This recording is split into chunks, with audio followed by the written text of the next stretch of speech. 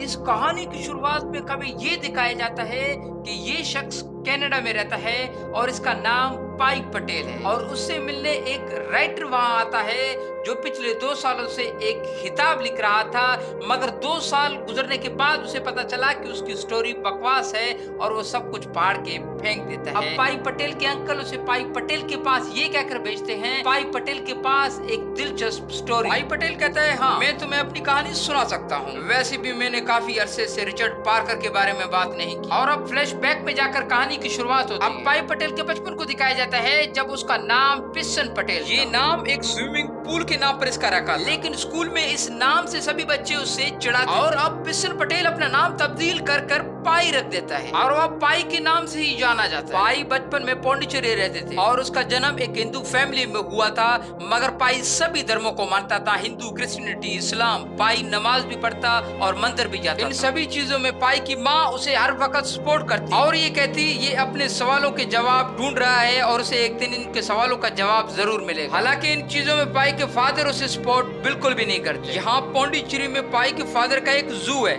यानी चिड़ियाघर, और उस चिड़ियाघर में बेहद खूबसूरत और बेशुमार जानवर है। इन जानवरों में एक बंगाल टाइगर भी होता है जिसका नाम होता है रिचर्ड पार्कर। हालांकि रिचर्ड पार्कर उस शिकारी का नाम था जिसने इस टाइगर को पकड़ा था। जब ये टाइगर बहुत छोटा था तभी ये टाइगर नदी के किनारे पानी पीने आता है और वो शिकारी उसे पकड़ लेता है और उसका नाम रखता है थ्रस्टी, और तब उसे जू में भेजा गया। तो उसका नाम शिकारी के नाम पर रिचर्ड पार्कर पड़ा, जबकि उस शिकारी का नाम रिचर्ड पार्कर था, उसका नाम उस टाइगर के नाम पर थ्रस्टी रख दिया। और अब जू में सभी लोग टाइगर को रिचर्ड पार्कर के नाम से पुकारने लगे। पाई जब 12 साल का होता है तब वो रिचर्ड पार्कर को अपने हाथ से गोश्त खिलाने वाला होता है कि रिचर्ड पार्कर भी उसके पास आने ही वाला था कि उसके हाथ से वो गोश्त खा लेता। तो अचानक उसका फादर वहाँ आता है, उसे बहुत डांटता है। पाई को सबक सिखाने के लिए उसका फादर एक बकरी रिचर्ड पार्कर के सामने बांध देता है और देखते देखते रिचर्ड पार्कर उस बकरी को बड़ी बेरहमी से मारता है। ये देखकर पाई अब बहुत डर चुका था, अब वो रिचर्ड पार्कर से डरने लगता है। और अब वक्त बीतता है और अब पाई 16 साल का हो चुका था। उसकी मुलाकात अनंती से होता है और वो अनंती से और अनंती उससे बेहद प्यार करता है। रात में जब सारी फैमिली इकट्ठी बैठी हुई थी तब उसका पिता उसे बताता है कि अब हम पूरी फैमिली कनाडा शिफ्ट हो रहे हैं। यहाँ पर जो उनका जू होता है अब वो बंद हो रहा है। इनका जो जू जहाँ पर था वो जमीन उनकी नहीं थी, मगर जू के सारे जानवर इनके थे। पाई के फादर कहते हैं कि हम जानवरों को लेकर शिप में जाएंगे और मैं अपने सारे जानवरों को नॉर्थ अमेरिका में सेल कर दूंगा और फिर हम कनाडा शिफ्ट हो जाएंगे क्योंकि मुझे वहाँ कोई ना कोई जॉब जरूर मिलेगी। और अब ये डिसाइड होता है कि ये सारी फैमिली कनाडा शिफ्ट हो, मगर पाई कनाडा नहीं जाना चाहता, वो इंडिया में ही रहना चाहता है।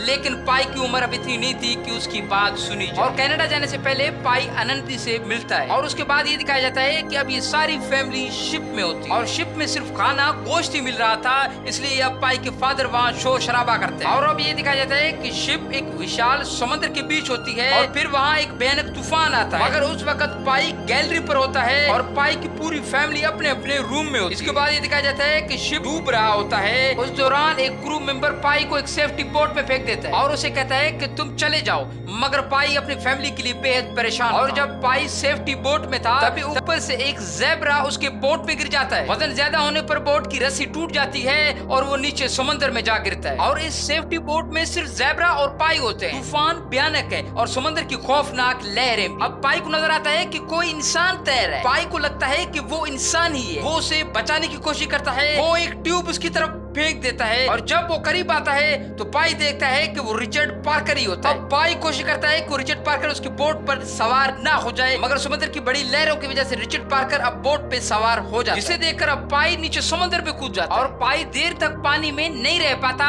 इसीलिए वो बोट में वापस आ जाता है। और जब वो बोट में वापस आता है तो वो देखता है कि रिचर्ड पार्कर वहाँ नहीं होता, वहाँ सिर्फ उसे ज़ेब्रा ही दिखाई देता है। वो ज़ेब्रा अपनी जगह से हिल नहीं पा रहा था क्योंकि वो बोट में गिरने की वजह से उसकी टांग टूट गई। इसके बाद ये दिखाया जाता है कि तूफान थम चुका है, मगर बोट में अब भी काफी पानी मौजूद था जिसे पाई बाल्टी की मदद से नीचे फेंक रहा होता है। और जब वो पानी बोट से नीचे फेंक रहा होता है तभी वहाँ एक लकड़बग्गा आ जाता है। बोट के आधे हिस्से में एक टेंट नुमा कवर होता है। ये लकड़बग्गा वहाँ छुपा हुआ था। ये लकड़बग्गा थोड़ी नींद में था क्योंकि जू के सभी जानवरों को शिप में सवार करने से पहले नींद की इंजेक्शन लगाई गई थी, क्योंकि जानवरों की समुद्र में सफर के दौरान तबीयत खराब हो जाती थी, इसीलिए इन्हें नींद की इंजेक्शन लगाने के बाद इस सफर पे ले जाया जाता। धीरे धीरे लकड़बग्गा एक्टिव हो जाता है। वो पाई पर हमले की कोशिश भी करता है, मगर पाई ऊपर टेंट पर होता है और उसके हाथ में एक डंडा भी होता है, जिसकी मदद से वो लकड़बग्गे को पीछे धकेल रहा। अब पाई देख रहा है कि दूर से एक चिंपैंजी समुद्र में तैर रहा होता है। पाई उसे आवाज लगाता है, उसकी मदद करते हुए उसे बोट पर सवार कर देता है और इस बोट में अब 4 लोग होते हैं, पाई, ज़ेब्रा, चिंपैंजी और वो लकड़बग्गा। बोट में चिंपैंजी और पाई के लिए खाना होता है, मगर लकड़बग्गे को गोश्त चाहिए। वो रात को ज़ेब्रे को मार देता है। अब पाई को ये डर सताने लगा था कि वो लकड़बग्गा उसे भी मार ना दे। वो बोट से आगे निकले हुए एक डंडे पर ट्यूब लगा हुआ था, वो उस पर जाकर बैठ जाता है। अब पाई ट्यूब की मदद से एक छोटा सा बोट बना लेता है। पाई ये चाह रहा था कि वो अलग बोट में बैठकर अपनी जान इन खूंखार जानवरों से छुड़ा ले। अब बोट में 3 लोग होते हैं, चिंपैंजी, लकड़बग्गा और पाई। अब वो लकड़बग्गा चिंपैंजी से लड़ने लगता है। चिंपैंजी लकड़बग्गे को एक लाफा मार देता है, जिससे वो लकड़बग्गा नीचे गिर जाता है। पाई ये सब देखकर बहुत खुश हो रहा था। अब वो लकड़बग्गा उस चिंपैंजी को उठकर मार देता है और अब पाई को बहुत गुस्सा आ जाता है। वो चाकू निकालकर लकड़बग्गे से कहता है, आओ आओ कम ऑन। तभी वहाँ रिचर्ड पार्कर बाहर निकलकर उस लकड़बग्गे को मार डालता है और अब रिचर्ड पार्कर पाई पर भी हमले की कोशिश करता है, मगर अब पाई अपना बनाया हुआ छोटा बोट समुद्र में फेंक देता है और उस पर सवार हो जाता है। और ये दोनों बोट एक दूसरे से रस्सी से बंधे हुए, ताकि ये बोट एक दूसरे से लहरों की वजह से दूर न चले जाए। अब पाई काफी टाइम तक बड़े बोट पे नहीं जा सकता, क्योंकि वहाँ रिचर्ड पार्कर है, वो उसे मार सकता है। मगर काफी भूख लगने पर अब पाई बड़े बोट पर सवार हो जाता है और खाने का सामान निकाल लेता है। तभी वहाँ रिचर्ड पार्कर उस पर हमले की कोशिश करता है और इसके बाद पाई छोटे बोट पर आ जाता है। अब उस बोट में एक बुकलेट भी थी, जिसमें सारी गाइडें लिखी हुई थी। उसमें एक मैप भी होता है, मगर पाई को मैप देखना नहीं आता। और अब पाई खुदा से ये दुआ करता है, तुमने मुझे बनाया, तुम ही मेरा सब कुछ और तुम ही अब मुझे रास्ता दिखाओ। पाई काफी टाइम तक बड़े बोट पर नहीं जाता, इसीलिए अब वो डिसाइड करता है कि वो रिचर्ड पार्कर को ट्रेनिंग देगा, ताकि वो उसके हाथ से कंट्रोल हो सके। मगर इसकी ये कोशिश नाकाम हो जाती है और काफी दिन गुजर जाते हैं और अब यहाँ इनके लिए खाने को कुछ भी नहीं और रिचर्ड पार्कर के लिए भी खाना नहीं होता।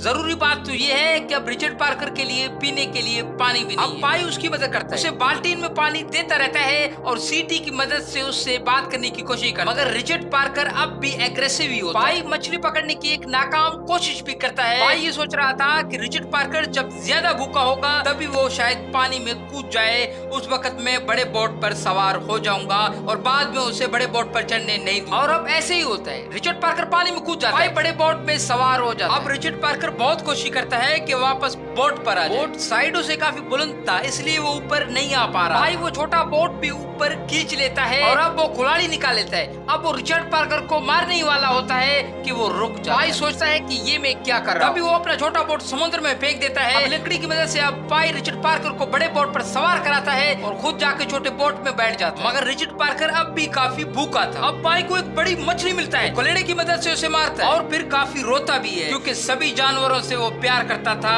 मगर पाई अब मजबूर था। वो ये मछली रिचर्ड पार्कर को दे देता है। इनके बोट के ऊपर से अब बड़ी व्हेल मछली छलांग मारती है, जिसे छोटे बोट में रखा पाई के लिए खाना डूब जाता है। और अब पाई बड़े बोट में खाने के लिए आता है जब रिचर्ड पार्कर सो रहा था। और अब अचानक रिचर्ड पार्कर पाई को देख लेता है। तभी पाई के पास एक मछली गिरती है और अब पाई वो मछली रिचर्ड पार्कर की तरफ फेंक देता है। जैसे वो मछली उसकी तरफ फेंकता है, वो मछली उड़ जाती है। दरअसल ये उड़ने वाली मछली थी। अब भूखे पाई और रिचर्ड पार्कर उस मछली को देख रहे हैं और अब देखते देखते यहाँ उड़ते हुए मछलियों का एक झुंड आ जाता है और काफी सारी मछलियाँ इनकी बोट में गिर जाती हैं, मगर एक बड़ा मछली गिरता है। रिचर्ड पार्कर उसे खाना चाहता है, पाई रिचर्ड पार्कर को वहाँ से हटाता है और वो मछली अब पाई खा रहा होता है। और अब पाई रिचर्ड पार्कर को ट्रेनिंग देने की कोशिश करता है ताकि वो कंट्रोल हो सके। इस बार पाई को काफी कामयाबी मिली, मगर अब भी पाई बोट पर नहीं रह सकता, क्योंकि जानवर का कोई भी भरोसा नहीं होता। अब एक रात यहाँ जबरदस्त बारिश हो जाती है, जिसकी वजह से इन दोनों की हालत बहुत खराब हो जाती है, जिसकी वजह से पाई का छोटा बोट टूट जाता है। अब पाई को मजबूरन रिचर्ड पार्कर के साथ बड़े बोट में ही रहना, क्योंकि उसके पास अब दूसरा बोट नहीं रहा। ये दोनों अब बहुत ही ज्यादा कमजोर हो चुके थे।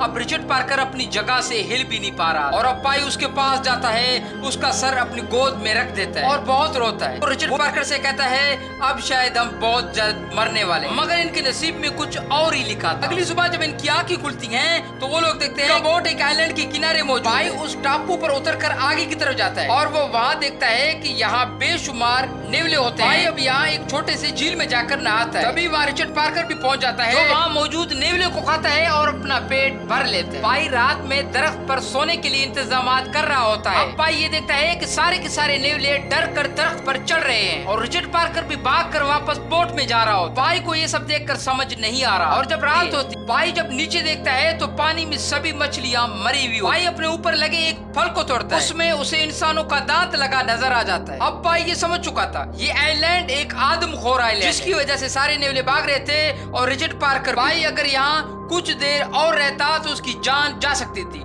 अब पाई ये समझ चुका था। अब पाई बोट में काफी फल और सब्जियां जमा करता है और काफी नेवले भी जमा करता है रिचर्ड पार्कर के खाने के लिए। और अब पाई सीटी बजाकर रिचर्ड पार्कर को भी वहाँ बुला लेता है और फिर रिचर्ड पार्कर बोट पर आ जाता है। अगर वो रिचर्ड पार्कर को वहाँ छोड़ देता तो उसकी वहाँ मौत हो जाए। अब ये दोनों काफी लंबा सफर तय करते हैं और आखिरकार ये दोनों मैक्सिको के एक बीच पर आ पहुंचते हैं और वहाँ रिचर्ड पार्कर बोट से उतर जाता है और जंगल की तरफ जा रहा होता है। पाई वहाँ थक कर बीच पर ही लेट जाता है। अब पाई रिचर्ड पार्कर की तरफ देख रहा था और ये सोच रहा था कि रिचर्ड पार्कर वापस मुड़कर जरूर देखे, मगर वो पीछे नहीं देखता, वो सीधा जंगल में चला जाता है, जिसे देखकर अब पाई रोने लगता है। तभी वहाँ कुछ लोग आते हैं और पाई को उठाकर वहाँ से ले जाते हैं। और अब कहानी प्रेजेंट में आ चुकी है, जहाँ पाई बड़ा हो चुका है। वो राइटर को सारी कहानी सुना रहा। पाई कहता है खुदा हमेशा मेरे साथ है और अगर आइलैंड पर वो दांत मुझे नहीं दिखता तो मैं उस आइलैंड पे रुक जाता, जिसकी वजह से मेरी वहाँ मौत हो जाती। खुदा ने मेरी थकन मिटाने के लिए मुझे उस आइलैंड पर आराम, ताकि मैं अपने मंजिल पर जाके आसानी से पहुंच जाऊं। भाई कहता है शायद वो टाइगर